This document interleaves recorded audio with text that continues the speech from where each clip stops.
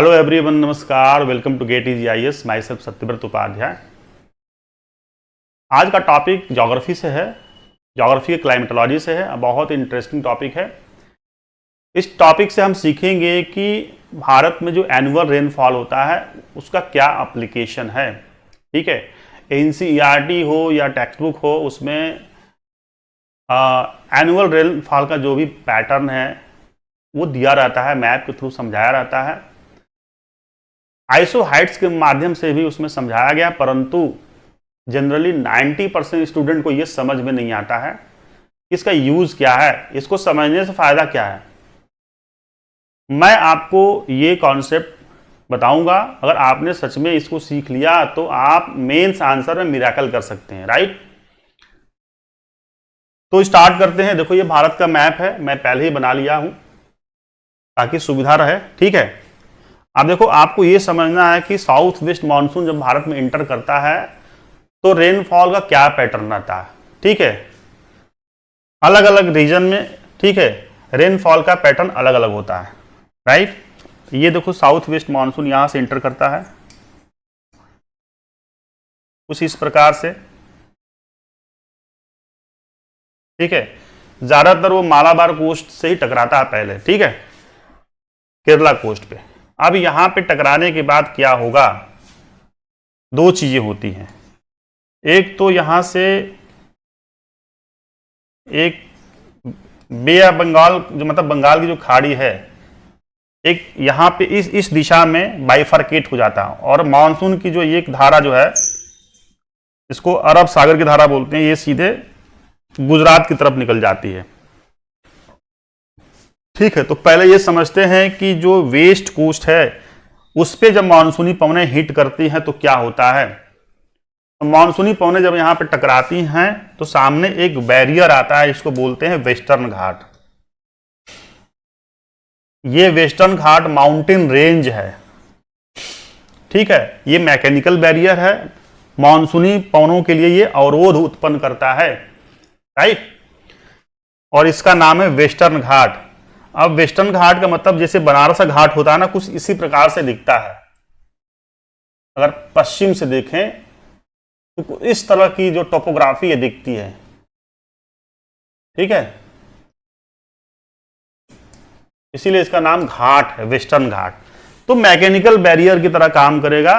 और हम जानते हैं कि कोई भी मैकेनिकल बैरियर, पर्वत श्रृंखला, अगर कोई भी पवन के सामने रहता तो वहां पे पर्वतीय वर्षा होती है, यानी कि ओरोग्राफिक रेनफॉल, राइट।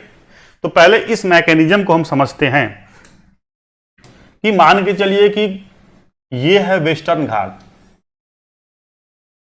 ठीक है, वेस्टर्न घाट, ठीक है, और वेस्टर्न घाट से मानसूनी पवनें टकरा रही हैं, ठीक है, साउथ वेस्ट मानसून टकराएगी तो क्या होगा, ये वेस्टर्न घाट जो पहाड़ है इसका ये स्लोप है, ढाल है, स्लोप के सहारे पवनें ऊपर की तरफ राइज करेगी, ठीक है। और इस साउथ वेस्ट मानसून के साथ क्या क्या चीजें आ रहा है, ठीक है, बेसिकली ये जो पवनें है ना साउथ वेस्ट मानसून की, इसके साथ टेम्परेचर हाई है, साथ साथ में ह्यूमिडिटी भी हाई है। इतना ध्यान देना कि तापमान और ह्यूमिडिटी से आच्छादित होकर के ये पवनें आगे की तरफ बढ़ रही हैं। और हम जानते हैं कि कोई भी एयर मास नीचे से अगर ऊपर की तरफ राइज होता है तो कूलिंग होता है, एडियाबैटिक लैप्स रेट से कूलिंग होता है। और ये कूलिंग का जो प्रोसेस है, कूलिंग का जो प्रोसेस है, इस प्रोसेस को बोलते हैं इन्वायरमेंटल लैप्स रेट, पर्यावरणीय ह्रास दर। यानी कि कोई भी एयर मास अगर नीचे से ऊपर की तरफ राइज करता है तो उसका जो तापमान जो होता है 6.5 डिग्री सेंटीग्रेड पर किलोमीटर, यानी कि 1 किलोमीटर की ऊंचाई पर चढ़ने के बाद उस एयर मास का तापमान 6.5 डिग्री सेंटीग्रेड कम हो जाता है। तो 2 किलोमीटर ऊंचाई पर चढ़ने के बाद क्या होगा, 13 डिग्री सेंटीग्रेड कम होगा। इसमें 2 का मल्टीप्लाई कर देंगे ठीक है, इस प्रकार से आप देख रहे हैं कि कितनी तेजी से तापमान घट रहा है, राइट। एक ऐसा सिचुएशन आएगा कि यह एयर मास ऊपर जाने के बाद बिल्कुल ठंडा हो जाएगा, ठीक है। अब ठंडा होने के बाद इस प्रोसेस ऑफ कंडेंसेशन होने के बाद, प्रोसेस ऑफ कूलिंग होने के बाद क्या होगा, प्रोसेस ऑफ कंडेंसेशन होगा। और प्रोसेस ऑफ कंडेंसेशन होने के बाद फॉर्मेशन ऑफ क्लाउड। क्लाउड कहां बनेगा, यहां पे, ठीक है। ये क्लाउड बन गया, राइट। अब क्लाउड से क्या होगा, क्लाउड से होगा कुछ इस प्रकार से बूंदें गिरेंगी, ठीक है, जिसको बोलते हैं रेनफॉल, ठीक है। तो ये पूरा मैकेनिज्म फॉलो होता है। और रेनफॉल कहां ज्यादातर होगा, पश्चिमी तट पे, ठीक है।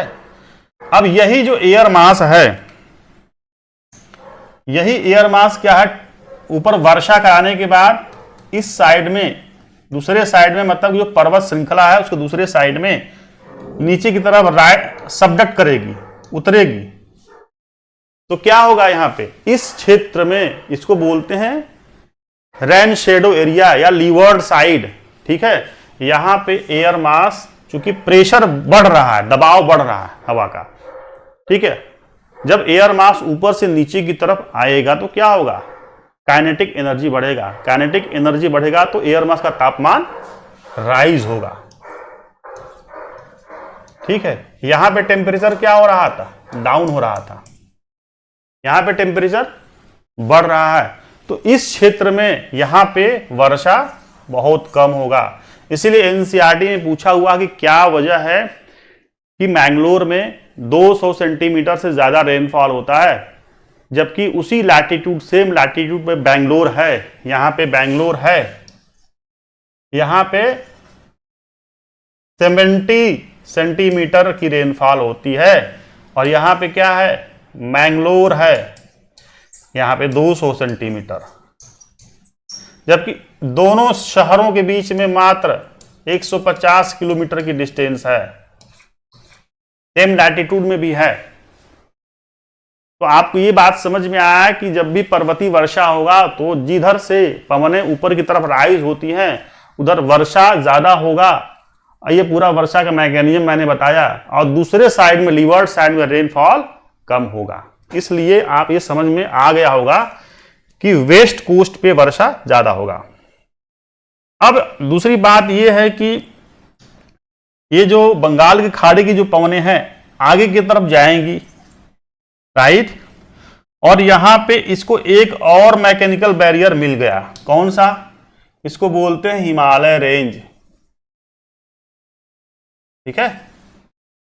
तो हिमालय रेंज एक तरह से मैकेनिकल बैरियर का काम करेगा। और ये मानसूनी पवनें हैं, ये हिमालय को हिट करती हैं और ये शिवालिक रेंज के सहारे आगे की तरफ बढ़ती हैं और इस पूरे एरिया में वर्षा करवाती हैं, ठीक है।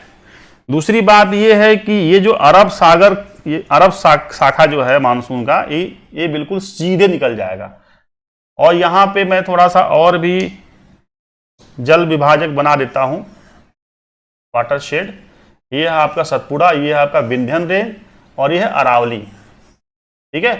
अरावली रेंज जो है, ये जो मानसूनी पवनें होती हैं बिल्कुल इसके एकदम ठीक समानांतर निकल जाती हैं। तो मैकेनिकल अवरोध यहां पे नहीं मिल पाता है इस मानसूनी पवनों के लिए। तो इस क्षेत्र में देखो क्या है कि रेगिस्तान है, वर्षा कम होता है। खासतौर से राजस्थान का जो क्षेत्र है यहां पे वर्षा इसलिए कम होता है कि अरावली मानसूनी पवनों को रोक नहीं पाता। और फिर ये जो अरब सागर की जो मानसूनी शाखा है, ये यहां पे जब पहुंचती है तो यहां पे दोनों का क्या होता है, मीटिंग होता है। तो यहां पे बहुत ज्यादा घनघोर वर्षा होता है, जम्मू के पास का जो क्षेत्र है, राइट। अब देखो यहां पे ये जो एरिया दिख रहा है, यहां से भी कुछ मानसूनी पवनें इंटर करती हैं, ठीक है। ये नर्मदा घाटी है, राइट। तो यहां पे ये जो दंडकारण्य प्लेटू है, जंगल भी है, यहां पे ज्यादा वर्षा होता है, ठीक है। दूसरी बात यह है कि जब मानसूनी पवनें रिट्रीट होती हैं, वापसी करती हैं सितंबर के महीने से, ठीक है, विंटर सीजन में मानसूनी पवनें रिट्रीट होती हैं, ठीक है, तो रिट्रीट होते समय वापसी इसी रास्ते से करती हैं, ठीक है, और फिर जो है बंगाल की खाड़ी में इस रास्ते को फॉलो करते हुए, यानी कि जो ट्रेड विंड चलता है उस ट्रेड विंड को फॉलो करते हुए वापसी भी करती हैं सेम रूट से। और यहां पे क्या है, यहां पे ईस्टर्न घाट है। ईस्टर्न घाट से क्या होता है, टकरा करके मानसूनी पवनें यहां पे तमिलनाडु कोस्ट पे खूब वर्षा करवाती हैं, करीब 100 सेंटीमीटर।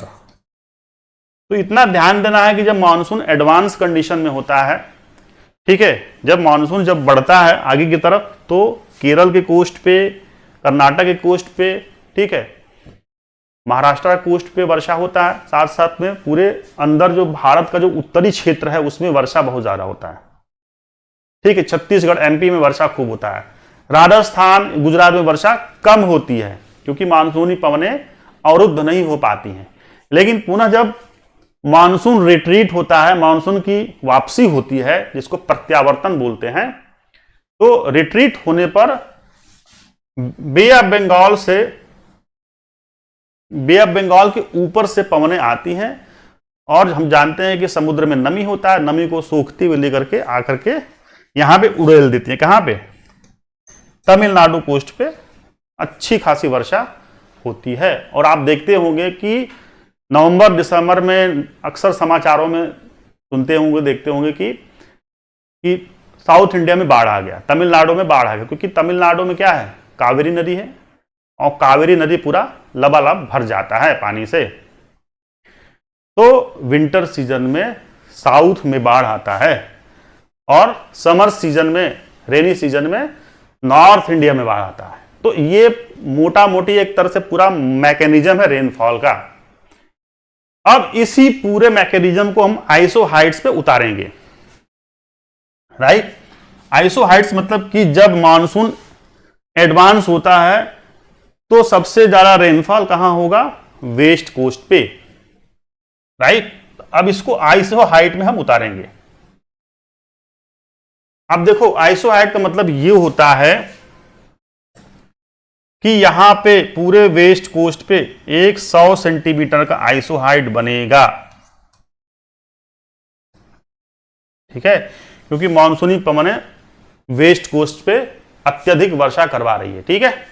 और इसी 100 सेंटीमीटर आइसो हाइट में अंदर में भी आपको मिलेगा ये 200, और 200 के अंदर भी एक क्षेत्र मिलेगा, बिल्कुल थोड़ा सा इंटरसेक्शन होगा, ये 300। ये आपको याद करना है। 100 सेंटीमीटर से ज्यादा रेनफॉल इसके अंदर मिल रहा है, 200 300, मतलब क्या है, यहां पे बायोडाइवर्सिटी हॉट स्पॉट होगा, नेचुरल वेजिटेशन पैटर्न अत्यधिक होगा, ये समझ लो। फिर जब बे ऑफ बंगाल की जो ब्रांच है आगे जाकर के हिट करती है हिमालय में, तो इस क्षेत्र में हिमालय जो यहां पूर्वोत्तर राज्य है, यहां पे बहुत ज्यादा वर्षा होता है। आप जानते होंगे कि चेरापूंजी या मानिसराम में सबसे ज्यादा रेनफॉल होता है पूरे वर्ल्ड में, ठीक है, और वैसे भी पूरे नॉर्थ ईस्ट में वर्षा अत्यधिक होता है। तो यहां पे एक आपको बनाना पड़ेगा आइसो हाइट कुछ इस प्रकार से 200 सेंटीमीटर का। आइसो हाइट का मतलब होता है समवर्षा रेखा, कि अगर एक सपोज पॉइंट ए है, पॉइंट बी है, पॉइंट सी है और ये पॉइंट डी है, हर जगह मान के चलिए कि इक्वल रेनफॉल है। सपोज 100 सेंटीमीटर का रेनफॉल ए पर भी है, 100 सेंटीमीटर का रेनफॉल बी पर भी है, सी पर भी 100 सेंटीमीटर, तो सारे लाइंस को मिला दें तो क्या होगा, इसको बोलते हैं समवर्षा रेखा या आइसो हाइट, राइट। तो ये है 200 सेंटीमीटर का। अब दूसरी बात है कि जब ये शिवालिक के सहारे, पर्वत के सहारे जो है आगे की तरफ मानसून पूरे जम्मू तक जाता है, मतलब बंगाल, बिहार, ठीक है, झारखंड होते हुए उत्तर प्रदेश में पहुंचता है। खासतौर से पूर्वी उत्तर प्रदेश में वर्षा बहुत ज्यादा होती है, लेकिन क्रमशः जब पश्चिम की तरफ बढ़ते हैं तो वर्षा की मात्रा में कमी होती जाती है और पंजाब में और भी कम वर्षा। तो इस प्रकार से देखा है उत्तरी भारत में वर्षा अत्यधिक होता है। तो यहां पे एक हम आइसो हाइट बनाएंगे कुछ इस प्रकार से।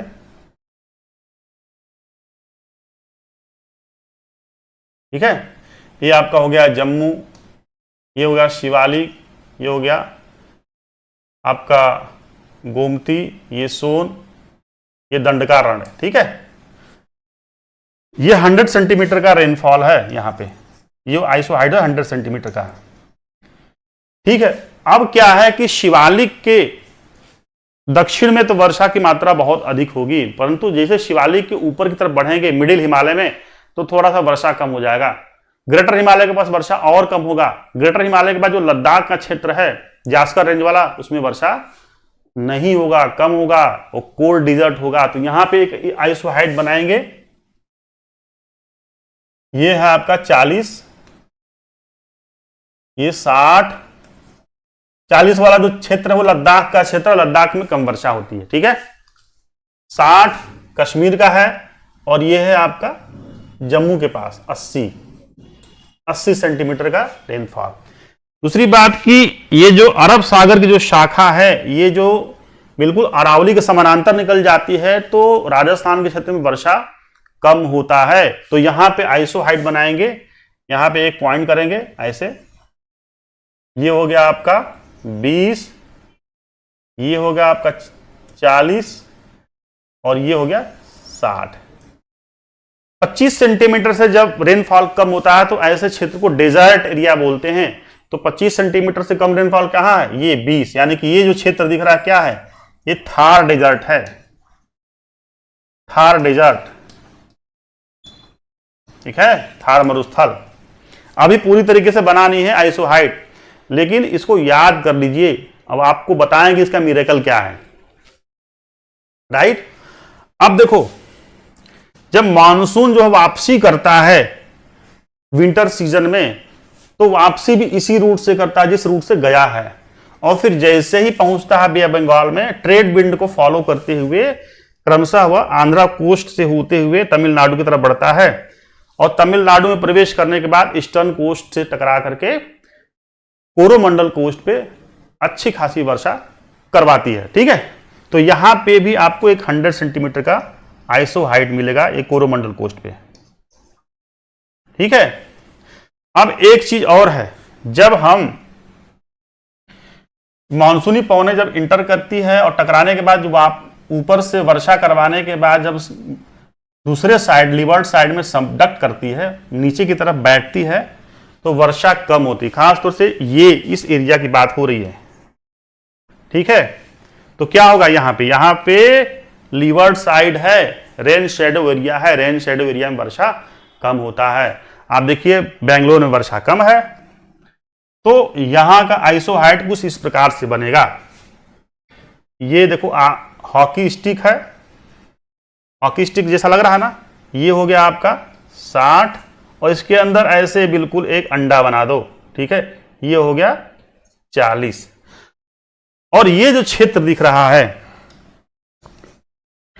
ये जो बीच का क्षेत्र, ये क्या है 80। देखो आइसो हाइट बन के तैयार हो गया। यही एनसीईआरटी में दिया हुआ है, और यही लगभग आपको कोई भी टेक्स्ट बुक में मिलेगा। अब देखो, इसमें ध्यान से देखना है कि 100 सेंटीमीटर का रेनफॉल कहां कहां है। 100 सेंटीमीटर का रेनफॉल ये है, और इसके अंदर 200 300 चाहे जो भी हो जाए, लेकिन 100 को हम स्टैंडर्ड मानते हैं। मतलब 100 सेंटीमीटर रेनफॉल मतलब कि वहां की इकोनॉमी अच्छी होगी, वहां का पॉलिटिकल सिनारियो अच्छा होगा, वहां का कल्चर अच्छा होगा। ठीक है, ये सारी चीजें दुरुस्त होगी। राइट, ये 200 सेंटीमीटर रेनफॉल है, 100 से ज्यादा है। ये 100 सेंटीमीटर का ये आइसो हाइट है, मैंने बना दिया है। ये पूरा क्षेत्र देखो, ये बंगाल है, बिहार है, ठीक है, उत्तर प्रदेश का एरिया है, झारखंड का कुछ एरिया है, आगे की तरफ बढ़ेंगे तो उत्तराखंड, ठीक है, हिमाचल, ये सब 100 सेंटीमीटर का एरिया है। पंजाब का कुछ जो है पूर्वी वाला जो क्षेत्र है वो भी 100 वाला मिलेगा।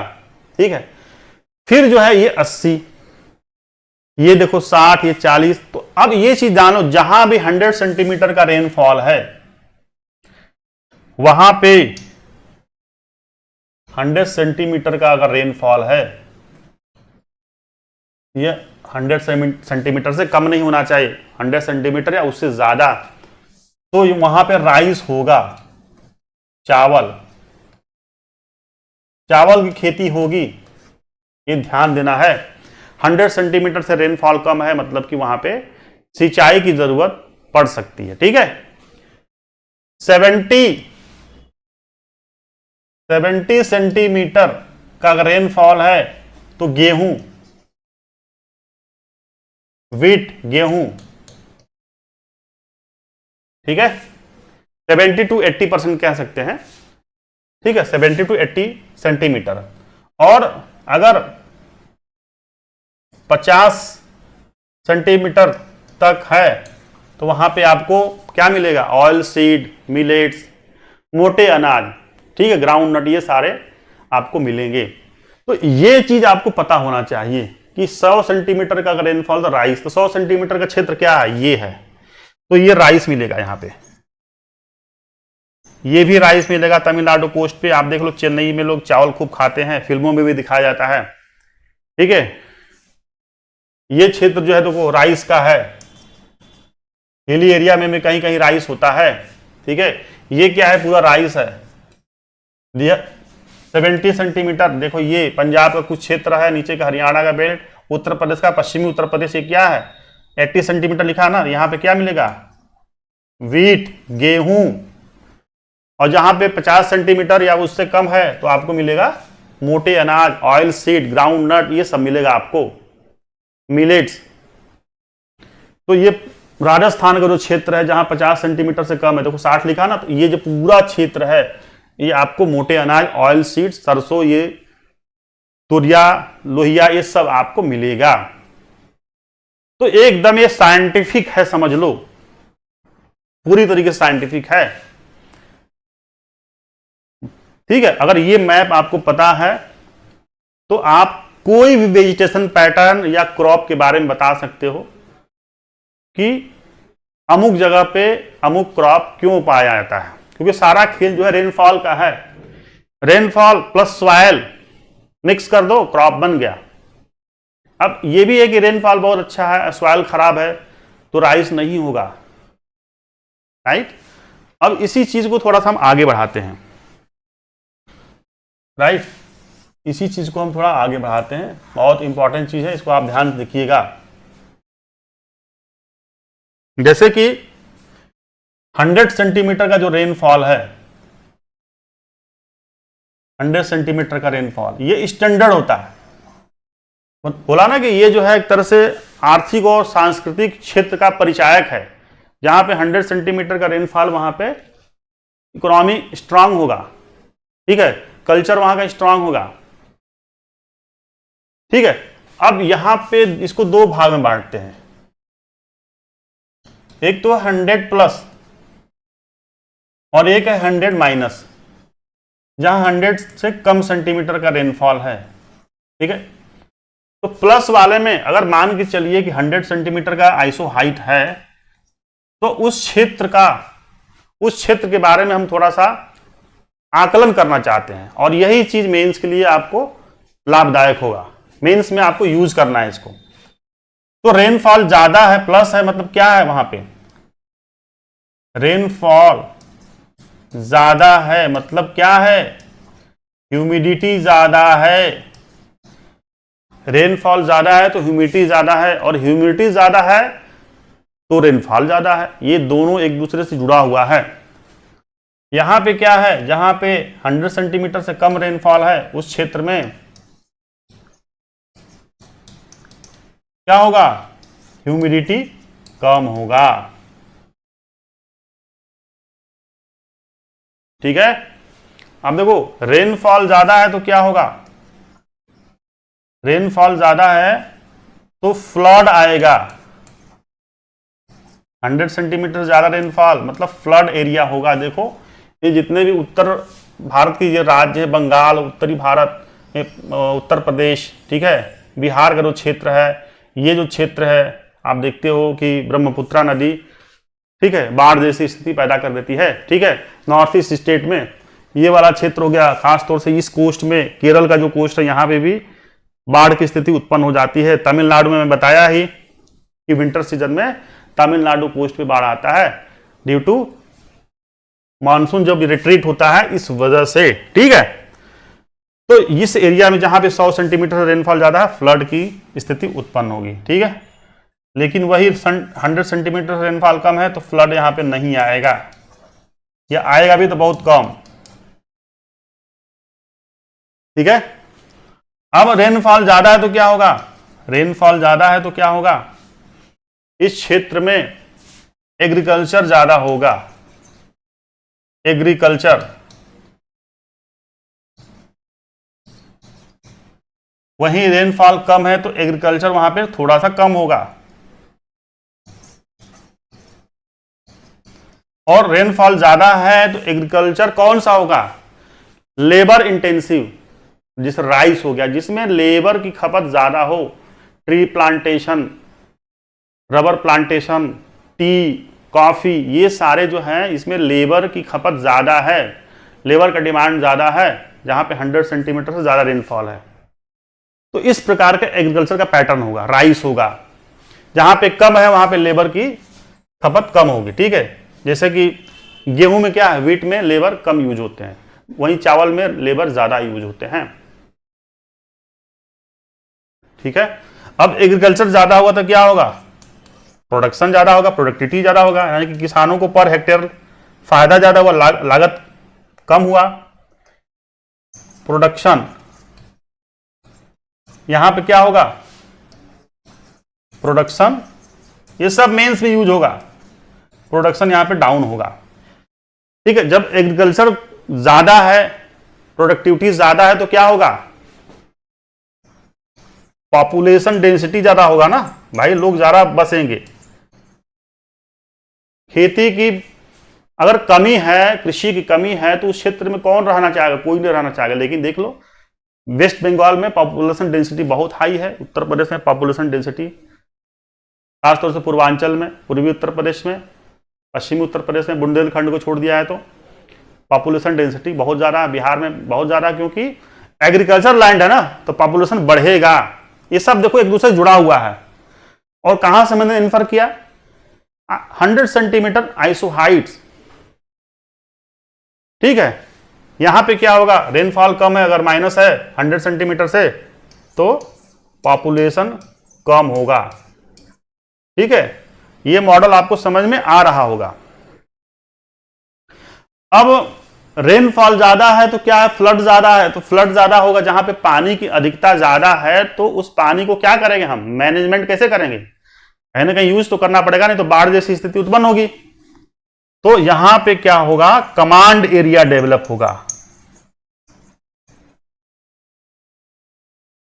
ठीक है भाई, डैम बनाना है, डैम बना करके कितना पानी रोकना है, कितना हाइड्रो इलेक्ट्रिक पावर में यूज करना है, बिजली भी बनाना है, ताकि बाढ़ जैसी स्थिति उत्पन्न न हो, जहां पे पॉपुलेशन है, जनसंख्या है।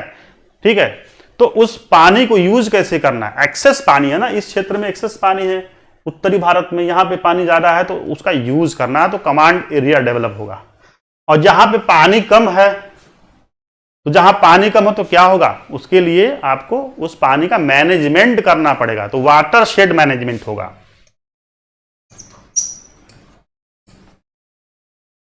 वाटर शेड मैनेजमेंट,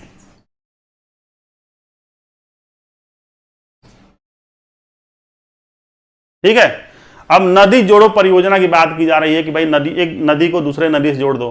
जो नॉर्थ की नदियां हैं उसमें पानी ज्यादा है, और ये जो प्रायद्वीपीय पठार की नदियां हैं इसमें पानी कम है, क्योंकि नॉर्थ की नदियां जो है सदा नीरा होती हैं, सालों भर पानी रहता है, और जो साउथ की नदियां वो बरसाती होती हैं, जब भी वर्षा होता है उसमें पानी भर जाता है। तो क्यों ना एक्सेस जो वाटर है उत्तरी भारत का, वो उस नदियों को हम नीचे की जो प्रायद्वीपीय नदियां हैं उससे जोड़ दिया जाए। ये भी एक तरह से मैनेजमेंट है, वाटर शेड मैनेजमेंट। ठीक है, तो अगला जो बिंदु हो सकता है कि अगर रेनफॉल ज्यादा है, ह्यूमिडिटी ज्यादा है, तो क्या होगा, क्या होगा बताओ।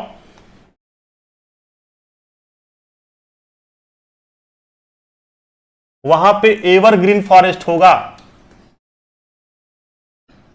100 सेंटीमीटर से ज्यादा अगर रेनफॉल है तो वहां पे एवरग्रीन फॉरेस्ट, ठीक है, और कम है तो वहां पे पर्णपाती होगा, मानसूनी फॉरेस्ट होगा, ठीक है, डिसिडियस फॉरेस्ट होगा। अब एवरग्रीन फॉरेस्ट है मतलब रेनफॉल ज्यादा है, रेनफॉल ज्यादा है तो एवरग्रीन फॉरेस्ट में जो फॉरेस्ट का जो पैटर्न होगा, उसकी जो पत्तियां होंगी, लीफ क्या होगा, बड़ा होगा। यहां पे क्या होगा, लीफ छोटा होगा। क्या मतलब है भाई, रेनफॉल ज्यादा है, एवरग्रीन फॉरेस्ट जिसकी पत्तियां सालों भर हरी भरी रहती हैं, तो पत्तियां उसकी बड़ी होंगी। जहां भी आपको बड़ी पत्तियां, सपोज आप जर्नी करने जा रहे हो, घूमने फिरने जा रहे हो जंगल में, कहीं भी किसी भी क्षेत्र में, भारत के किसी भी कोने में, और वहां आपने देख लिया कि जंगल क्षेत्र में पत्तियां बड़ी बड़ी हैं, मतलब समझ लो कि एवरग्रीन फॉरेस्ट है। और पत्तियां बड़ी हैं मतलब कि इसका यह तात्पर्य है कि वाटर की अवेलेबिलिटी ज्यादा है। जो पेड़ है ना, पेड़ों की जो जड़ है ना, ये पेड़ है, ये जड़ है, ठीक है, इस जड़ में वाटर ज्यादा पहुंचेगा। तो जब ज्यादा पहुंचेगा तो क्या होगा, सड़ने की संभावना बढ़ जाएगी। इसके जो रूट्स है क्या है, सड़ सकते हैं ना। तो इससे बचने के लिए क्या होगा, कैपिलरी एक्शन ज्यादा वर्क करेगा, पानी जो तनों के माध्यम से ऊपर की तरफ ज्यादा चढ़ेगा, ठीक है, और ऊपर जाएगा तो इसका भेंट किससे होगा, लीफ से होगा, पत्तियों से होगा। तो पत्ती अगर छोटी है तो ट्रांसपीरेशन कम होगा। ट्रांसपीरेशन का मतलब क्या है कि वाटर कंटेंट जो है, वाटर मॉलिक्यूल है, पत्तियों के माध्यम से एटमॉस्फेयर में छोड़ा जाना, इसी को बोलते हैं ट्रांसपीरेशन, वाष्पोत्सर्जन। जब पत्तियां बड़ी होंगी, पत्तियां कुछ इस प्रकार से हैं,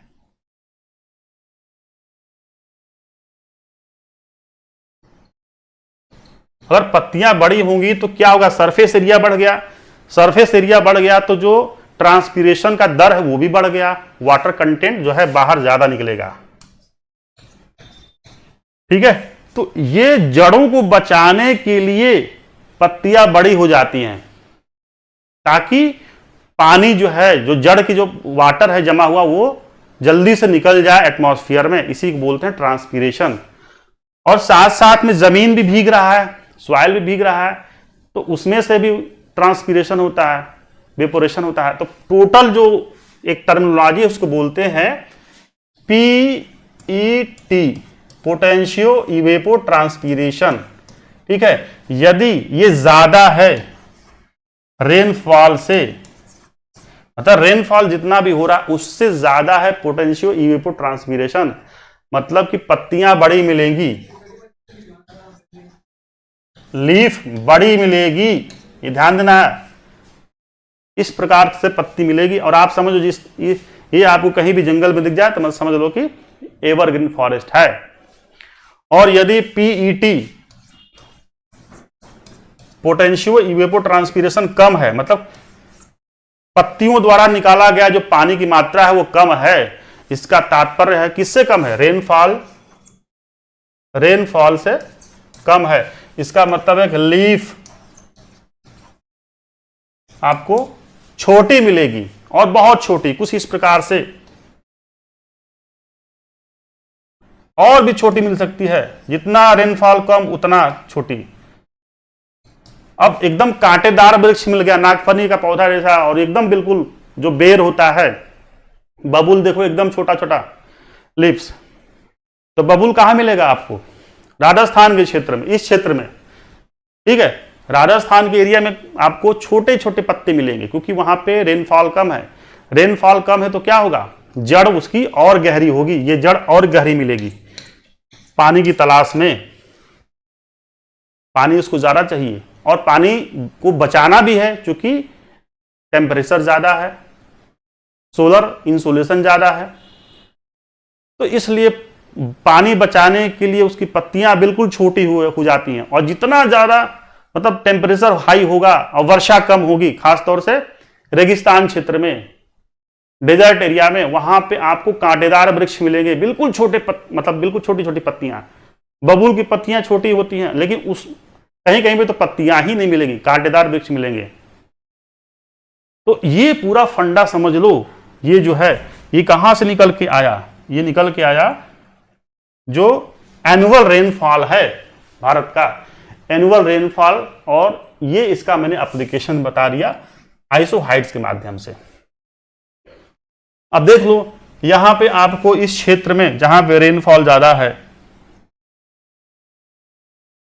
यहां पे आपको मानसूनी मिलेंगे, यहां पे आपको एवरग्रीन फॉरेस्ट मिलेगा, इस एरिया में आपको एवरग्रीन फॉरेस्ट मिलेगा, ठीक है। यहां पे आपको मानसूनी फॉरेस्ट मिलेगा क्योंकि 100 सेंटीमीटर से कम रेनफॉल है।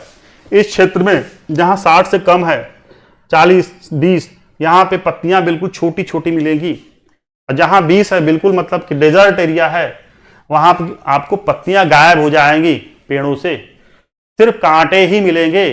पानी बचाना है ना। तो देखो कितना साइंटिफिक है और एकदम ये समझने वाला विषय है। तो मैं देखो जर्नी जो शुरू किया मानसून से मैंने जर्नी शुरू किया, रेनफॉल का पूरा एक वितरण के बारे में बताया, उसी बेस पे आइसोहाइड ड्रॉ करना सिखाया, और उस आइसोहाइड से मैंने इतने सारे नोबल एट्रीब्यूट्स के बारे में आपको समझाया। अब मान के चलो कि मानसून ही हटा दिया जाए, भारत में मानसून इंटर ही नहीं करता, तो ये सारी चीजें गायब हो जाती। ठीक है, तो बहुत ही रोचक है, बहुत ही इंटरेस्टिंग है। आई थिंक आपको ये पूरा कीवर्ड समझ में आ गया होगा, कैसे इन्फर्क हुआ है, कैसे मतलब ये एक ही चीज से निकली हुई है, राइट। तो इसी प्रकार से मैं आपको बार बार समझाता हूं कि आंसर राइटिंग का प्रैक्टिस करो, लिखना सीखो, लिखोगे तभी ये समझ में आएगा कि हमको सोचना क्या है, विचार क्या करना है। ठीक है, तो आज के लिए इतना ही। आई थिंक आज का लेक्चर आपको मजा आया होगा, जैसा भी लगा होगा कमेंट सेक्शन में आप जरूर बताइएगा, फीडबैक दीजिएगा। कोई किसी भी प्रकार का कोई क्वेरी हो तो आप पूछ सकते हैं। Thank you.